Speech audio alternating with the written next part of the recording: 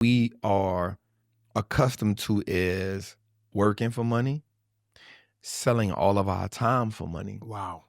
Right? And then having more month left than money. And so it's this 3-part process where poor people live check to check, rich people live year to year, and then wealthy people live generation to generation. Ooh. Right? You said that too fast. Say it again.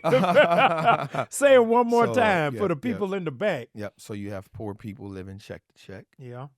You have rich people living year to year. And then you have wealthy people living generation to generation.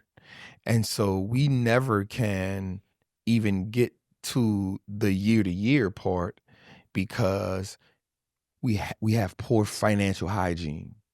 What is that? What is that? So it's the way that we look at money, the way that we use money, and then the way that we see money, right? So, and the way that we feel about money. So the reason why people are scared of the stock market, the reason why most of us are scared to invest is because we fear the idea of losing money. We fear the idea of not having enough money.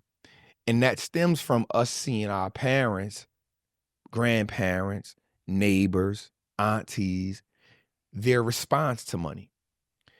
I remember as a kid, I knew not to ask my grandmother for stuff during certain times. The number one times was like during the first of the month. Right. She just had an attitude, right? And it's because it's bill time, right? And you're navigating how to take a little bit of this to pay a lot of that, and a little bit of this to pay some of that to keep this, because at this time, bill collectors used to come to the house. Yeah. You know what I'm saying? They used to come knock on the door. And it's don't answer the door. You're looking out the blind. Tell them I ain't home. Right. You know what I'm saying? It was that type of situation. And so that was stressful. And it was so stressful where you get to a point where if you go to the store to first, and don't ask me for nothing when you go in this store. Right. Don't ask me for nothing. Stay right here. You know what I'm saying? You're like, I just want a Snicker. You know, I just want a cold drink or a juice or some chips. It's 50 cents. You know what I'm saying? But what happens is, and so we've passed that trauma on. And so that allows us to have poor financial hygiene. So one, you look at money a certain way, and then when you feel it, now it causes you to behave a certain way around money.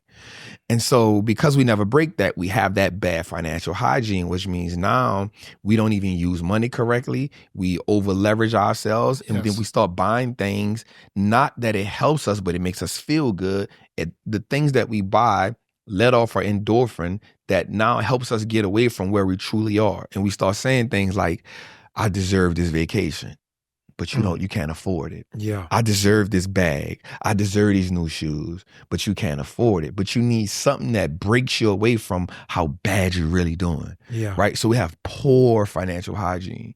And so even when it comes to things about the stock market, it's all you hear is, it's crashing, it's going to crash. That ain't for us. That's for them white folks. Right. That's for them rich folks. Right. And so that is a part of bad financial hygiene.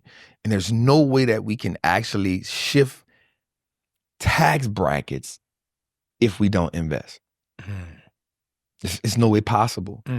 Right? And so we have to learn to play that game. And I remember I was in prison, which is where I learned about the stock market. And the guy told me, he said, you buy stocks because it's the fastest way to build wealth. You start a business because America awards you for bringing something to the marketplace. And you buy real estate because it helps you bring your taxes down. And if you learn those 3 things, you can make more money than you ever had in your life. And so that has been where I've been at over the last 10 years, 11 years, just focusing on playing that game the right way and then helping us break those financial habits, increase our financial hygiene so that we could turn our last name to asset.